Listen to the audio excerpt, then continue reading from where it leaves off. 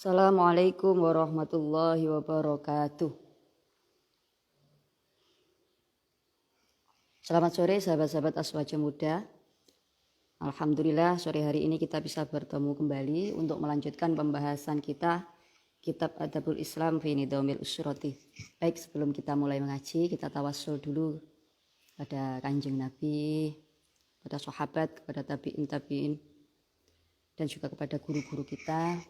Semoga kita semua selalu mendapatkan syafaat Rasulullah dan mendapatkan barokah doa-doa para beliau-beliau. Ila hadrat Nabi Mustafa Sayyidina Maulana Muhammad wa ala alihi wa dzurriyyati wa ikhwani minan nabiyil mursalin wa kulli ashabi kulli ajma'in wa tabi'ina wa tabi'in lahum bi ihsani ila yaumiddin. Wa khususan Syaikhul Qadir Jailani radhiyallahu anhu ajma'ina adallahu alaina bi barakatin wa syafa'atin wa ulumin fid dharain. Wa khususan ila Syekh Muhammad Ibnu Alawi Al-Maliki wa khususan ila Mbah Khalil Bangkalan wa khususan jami'il muassisi Nahdlatul Ulama Mbah Yasim Asy'ari Mbah Wahab Hasbullah Mbah Bisri Sansyuri wa usulihim wa furu'ihim man tasaba ilaihim wa khususan ila jami'il muassisi Ma'hadil Rubayya wa usulihim wa furu'ihim man tasaba ilaihim wa khususan jami'il ulama'il 'amilina. Aumul Fatihah. A'udzu billahi minasyaitonir rajim. Bismillahirrahmanirrahim. Alhamdulillahi rabbil alamin arrahmanir rahim maliki yaumiddin iyyaka na'budu wa iyyaka nasta'in ihdinas siratal mustaqim siratal ladzina an'amta 'alaihim ghairil maghdubi 'alaihim waladdallin amin. Bismillahirrahmanirrahim. Qala al-musannif rahimahullah ta'ala wa nafa'ana bihi wa bi'ulumi fid dharain amin. Masih melanjutkan pembahasan kita yang kemarin, apa saja yang perlu dilakukan orang tua sebagai tanda kasih sayangnya terhadap anak-anak. Baik, bismillahirrahmanirrahim. Manhul aba'i abna'ahum al-atfa warrahmata. Kalau kemarin kita sudah memberi nama yang bagus, kemudian mengakekoi, kemudian menjadi memberikan contoh yang baik bagi anak-anak, menjadi uswatun hasanah bagi anak-anak. Yang selanjutnya yang perlu dilakukan orang tua adalah manhul aba'i abna'ahum al-atfa warrahmata, memberikan kasih sayang terhadap anak-anaknya, wal inayata, memberikan perhatian, war riayata, dan memberikan perlindungan terhadap anak-anaknya.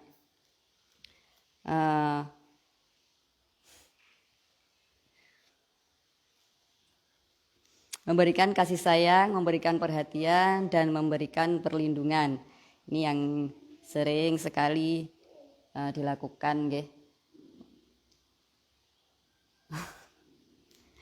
Para orang tua, termasuk kula nih, terkadang kita itu lupa bahwa anak-anak itu juga makhluk hidup, bahwa anak-anak itu titipannya Gusti Allah.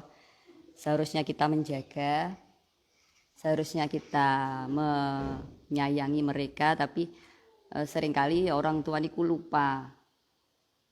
Orang tua niku lupa, sering sekali memaksakan kehendak, sering sekali merasa bahwa orang tua itu pasti benar, sehingga menjadi orang tua yang otoriter bagi anak-anak.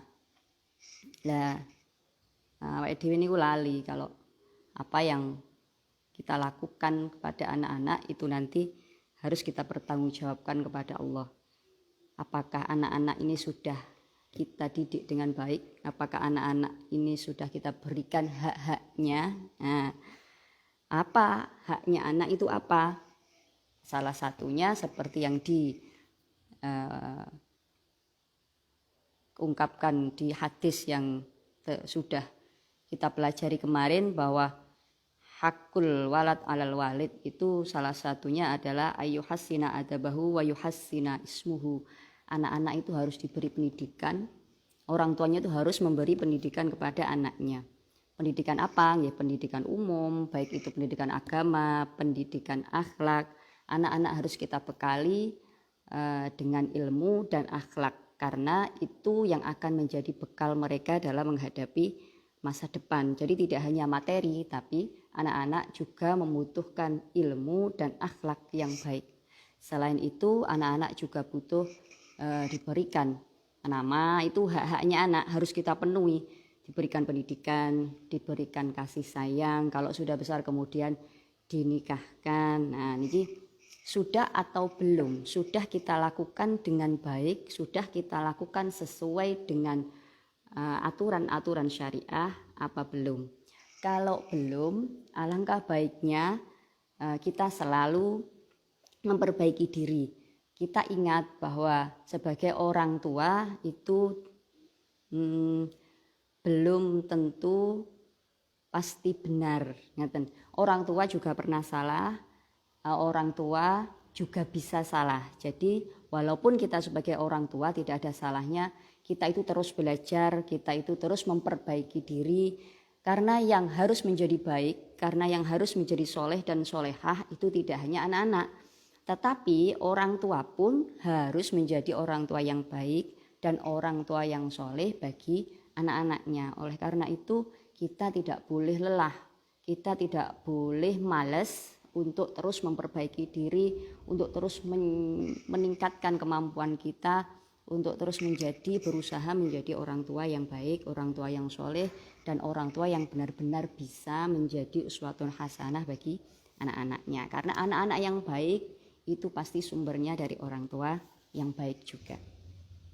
Fafil hadisi annal Aqra ibnu Habis qala, ini ada suatu cerita, ada suatu hadis yang menceritakan suatu hari Aqra ibnu Habis ini melihat Kanjeng Nabi.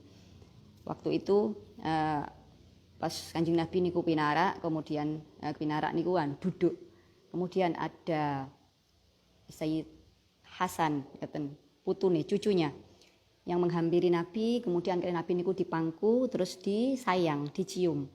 Qala innali asyaratan minal walad ma qabbaltu wahidan minhum. Kemudian Aqra niki heran gitu ya.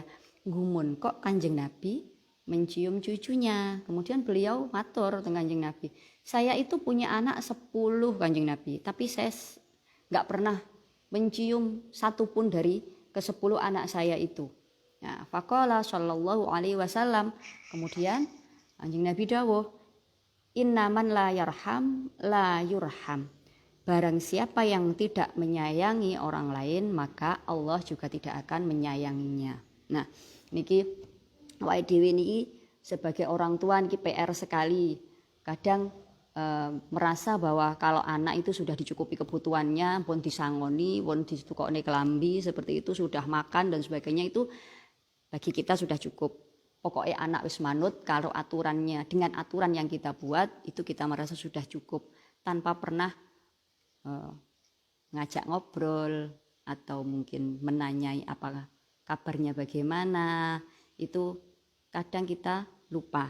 Ini PR bagi kita, terutama saya sebagai orang tua perlu sekali untuk menjalin komunikasi yang baik dengan anak. Setidaknya menanyakan kabarnya bagaimana, tadi di sekolah ketemu siapa, tadi di sekolah diajar apa, sehingga ada kedekatan secara psikologi antara anak dan orang tua. Jadi kasih sayang ini kalau ditunjukkan secara nyata, maka anak ini akan merasa bahwa orang tuaku, ayahku, ibuku ini memang benar-benar sayang sama aku. Dengan begitu anak akan lebih percaya diri. Kalau lebih percaya diri, dia tentunya akan bisa jadi anak-anak yang baik. Kalau kita orang tua itu dekat dengan anak, ketika terjadi sesuatu, anak itu akan larinya kepada kita, tidak kepada yang lain. Ini akan lebih memberikan perlindungan. Lah, seperti tadi dikatakan bahwa kewajiban orang tua adalah memberi perlindungan pada anak, memberi rasa aman. Jadi jadikan kita itu sebagai tempat kembali bagi anak-anak, di mana anak-anak akan merasa aman, merasa nyaman jika berada di dekat kita. Bagaimana anak-anak ini nanti bisa hormat, bisa sayang kepada kita kalau kita dianggap tidak pantas bagi mereka.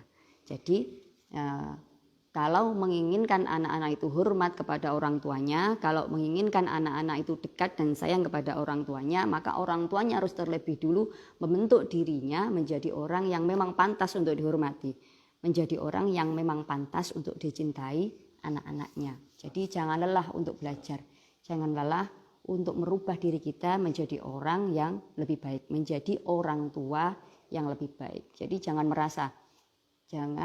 puas dengan merasa, oh aku sudah bisa menyekolahkan anakku sampai setaraf ini, aku sudah bisa memberikan uang saku misalnya, saya sudah bisa memberikan baju dan sebagainya, sudah bisa memberikan fasilitas kepada anak saya, itu sudah cukup, berarti saya sudah jadi orang tua yang baik bagi dia. Tidak, jangan puas sampai di situ, tapi teruslah belajar, teruslah berusaha untuk menjadi orang tua yang benar-benar baik bagi anak-anak. Jadilah komunikasi yang baik agar mereka dekat dengan kita. Wa qala sallallahu alaihi wasallam, laisa minna man lam yarham shaghirana wa yuwaqqir kabirana. Bukanlah termasuk golonganku orang-orang yang tidak sayang kepada yang lebih muda dan orang-orang yang tidak hormat kepada orang yang lebih tua. Jadi kalau ini lebih umum ya, setiap orang yang lebih muda itu harusnya hormat kepada yang lebih tua. Yang lebih tua juga sayang kepada yang lebih muda. Ini kalau kita perluas, apapun agamanya, apapun partainya, apapun golongan sukunya, kalau kita merasa lebih muda maka kita harus hormat kepada yang lebih tua. Kalau kita merasa lebih tua maka kita harus sayang kepada yang lebih muda, tanpa memandang dia siapa, tanpa memandang agamanya apa. Baik, kemudian yang selanjutnya, bukti atau cara menyayangi anak-anak. Amrul aba'i lil abna'i bis sholati idza balaghal wahidu minhum sab'a sinina. Memerintahkan kepada anak-anak yang sudah mencapai usia 7 tahun untuk melaksanakan sholat. Yang sya'a ala hubbiha wa ta'alluqi biha, agar tumbuh rasa senang, rasa suka dalam diri anak tersebut terhadap sholat. Wa ta'alluqu biha, dan butuh kepada sholat. Dan jadi jangan kemudian kita punya anggapan bahwa anak ini masih kecil, anak ini belum wajib sholat, anak ini belum balik, kemudian kita diam saja, tidak pernah menyuruhnya sholat. Alah wong rong dosoai, alah karena dia belum wajib aja ya biar, nggak usah sholat juga nggak apa-apa. Jangan, ya, jangan berpikiran seperti itu. Justru ketika dia masih kecil kita harus mengenalkan, menyuruh dia, mengenalkan dia kepada kewajiban-kewajiban yang harus dilakukan sebagai seorang muslim. Karena kebaikan itu tidak akan bisa mancep, tidak akan bisa menjadi karakter kalau tidak dibiasakan. Maka dari itu harus kita biasakan dari kecil. Minimal kita kenalkan dulu. Oh ini loh nak, orang muslim itu ada satu ibadah yang namanya sholat. Sholat itu waktunya jam segini. Nah kita kenalkan aja. Kita ajak, setiap kita mau sholat kita ajak. Minimal dia kenal, dia tahu gerakannya begini. Oh kalau sholat itu harus pakai mukena. Oh kalau sholat itu harus begini. Oh sebelum sholat itu wudhu dulu. Oh gerakannya ini, bacaannya ini. Walaupun dia mungkin belum bisa baca, walaupun dia mungkin masih guyon, walaupun dia mungkin nanti sholatnya belum serius, tidak apa-apa. Kita kenalkan saja terlebih dahulu biar dia tahu. Kita kenalkan, kita dekatkan mereka kepada Allah, kita biasakan mereka melakukan kewajiban-kewajiban untuk orang muslim. Bagaimanapun dia melakukannya tidak apa-apa. Kita biarkan dulu sampai kemudian dia merasa terbiasa, sampai dia terbiasa melakukan hal-hal itu. Dia terbiasa sholat sehingga otomatis sholat ini akan menjadi sebuah kegiatan otomatis. Oh azan, dia tahu, oh ini waktunya sholat. Oh ini berarti saya harus begini. Nah ini artinya dia sudah terbiasa. Kemudian akan meningkat, setelah sholat menjadi kebiasaan akan meningkat. Wa ta'alluqu biha, sholat itu akan menjadi kebutuhan bagi dia, sehingga sholat tidak hanya menjadi kewajiban bagi dia, tapi memang kebutuhan. Saya butuh, seperti makan. Saya butuh makan. Saya kalau nggak makan perutnya lapar. Saya kalau nggak makan nanti lemes. Nah, sampai kemudian sholat menjadi kebutuhan bagi dia. Saya kalau nggak sholat itu ada yang kurang dalam hidup saya. Nah, ini sudah meningkat kemudian sudah meningkat. Nanti meningkat lagi bahwa ibadah ini bisa menjadi candu bagi mereka. Bisa menjadi sebuah kecanduan, di mana dia itu kalau nggak sholat, dia kalau nggak ibadah yang begini akan merasa kurang dalam hidupnya, akan mencari-cari, justru dia akan bingung, aku kok gong sholat, piye bingung gitu. Jadi langkah awalnya kita kenalkan, sampai kemudian sumadorbuhu inda tarkiha idza balagha asyra sinina, yang kemudian kita pukul ketika dia meninggalkannya kalau sudah mencapai umur 10 tahun. Jadi kalau sudah dibiasakan dari kecil, nanti kalau dia masuk usia balik, kalau dia masuk usia wajib melaksanakan sholat, itu tidak akan menjadi berat baginya.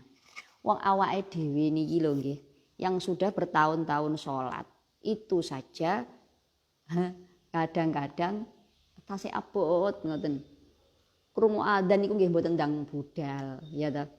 Sik ngenteni iki, sik ngenteni iklan, sik repot neng pawon, sik repot di toko dan sebagainya. Itu kita yang sudah bertahun-tahun sholat. Nah, itu yang kita sudah terbiasa. Nah, apalagi anak-anak yang belum mengenal sama sekali. Kalau tidak kita biasakan, kalau tidak kita kenalkan, nanti akan menjadi berat baginya kalau sudah mencapai usia wajib sholat. Maka dari awal kita kenalkan, dari awal kita biasakan, agar nanti ketika dia mencapai usia wajib sholat, ketika dia balik, sholat ini tidak lagi menjadi beban bagi dia, tapi akan menjadi kebutuhan bagi anak tersebut. Kemudian kita memukulnya ketika berusia 10 tahun kalau meninggalkannya. Memukul ini pun harus menjadi alternatif yang terakhir. Ya. Kalau anak ini mboten sholat, anak ini meninggalkan sholat atau meninggalkan ibadah-ibadah yang lain, maka langkah pertama tentu diingatkan terlebih dahulu. Jangan langsung dipukul, diingatkan 1-2 kali. Setiap orang tua pasti punya caranya tersendiri dalam mengingatkan anaknya. Yang tahu bagaimana karakter anak panjenengan pasti panjenengan sendiri. Jangan membandingkan anak kita dengan anak orang lain. Jangan menerapkan cara orang lain untuk mengingatkan anak kita, karena karakter setiap anak pasti berbeda-beda. Jangankan anak orang lain, anak kita saja, gak ada anak 4, itu karakternya berbeda-beda. Cara menghadapinya berbeda-beda. Tentu cara mengingatkannya juga akan berbeda-beda. Nah, siapa yang tahu? Panjenengan ya Mbak, orang tuanya yang pasti tahu. Nah, yang paling penting bahwa sekali lagi kalau kita mengingatkan anak-anak, terlebih dahulu kita harus memperbaiki diri kita sendiri. Mengingatkan mereka, menyuruh mereka sholat, mengajak mereka sholat, dengan kita juga melaksanakan sholat. Ayo nak sholat. Nah, tapi ibu HP-an, tapi ibu lihat TV. Wis adzan loh, ndang sholat, tapi ibu lihat TV. Ya, gimana anaknya mau berangkat sholat, gitu? Nah, ayo kita sholat. Ibunya sudah pakai mukena, sudah siap, sudah wudhu, sudah rapi. Nah, mengajak anaknya, pasti anaknya kan mantap. Nah, ibu loh, wis, ibu sudah siap. Ayo, cepet-cepet. Nah, jadilah kita contoh yang baik bagi anak-anak. Kalau kita menyuruh anak-anak, kita juga harus melakukannya. Kemudian untuk memukul ini para ulama mempunyai kesepakatan bahwa ada syarat-syarat tertentu kalau kita memukul anak-anak ketika meninggalkan sholat. Syarat yang pertama, kita yakin bahwa dengan dipukul itu akan memberikan dampak yang baik. Seperti tadi ya, keterangan yang tadi bahwa cara-cara mengingatkan anak, lek anak niki engko tak pukul, tak gepuk, kira-kira berubah apa enggak ya? Yang tahu panjenengan sendiri. Yang bisa mengira-ngira adalah orang tuanya sendiri. Kalau dipukul itu justru akan berakibat yang tidak baik bagi mental maupun fisiknya anak, tentu harus kita hindari. Syarat yang kedua bahwa pukulan ini tidak boleh pukulan yang membahayakan. Jadi hanya pukulan untuk mengingatkan atau menjerakan, tidak sampai berdampak yang membuat anak itu cacat atau membuat sebuah bekas. Nah, itu tidak boleh. Jadi pukulannya tidak boleh yang menyakitkan utawa sing parah, ngoten, tidak boleh. Syarat yang ketiga, tidak boleh memukul pada bagian wajah, ngoten. Jadi memukul anak ketika meninggalkan sholat ini juga ada aturannya, sehingga harus dikira-kira. Untuk itu alangkah baiknya kalau anak-anak dikenalkan dan dibiasakan untuk sholat, tidak sholat saja, ya, untuk ibadah-ibadah yang lain, baik itu puasa, baik itu berjamaah di masjid dan lain sebagainya. Amalan-amalan yang baik itu alangkah baiknya kita kenalkan sejak awal, kita biasakan sejak awal, walaupun mungkin mereka belum sempurna dalam melaksanakannya, tidak apa-apa. Yang penting mereka tahu dulu, mereka kenal dulu, mereka biasa dulu, sehingga nanti ketika mereka mencapai usia balik, usia wajib, hal-hal yang menjadi kewajiban dia dalam melakukan syariat-syariat agama sudah tidak menjadi beban yang berat. Li'alla yata'awwada tarkaha wa jafa'aha, agar mereka tidak kembali mengulangi dipukul, dipukul, diingatkan dan dipukul, diberi hukuman tadi, agar mereka tidak kembali meninggalkan sholat. Dan wat tafriqu bainahum fil madji'i, dan kemudian kita sebagai orang tua perlu memisah antara anak laki-laki dan anak perempuan pada tempat tidurnya. Kamare dipisah, lek saged antara anak laki-laki dan anak perempuan niku dipisah tempat tidurnya, apalagi kalau sudah berusia 9 tahun ke atas, karena mereka sudah mulai besar, mereka sudah mulai dewasa, tentu kebutuhannya juga berbeda, kemudian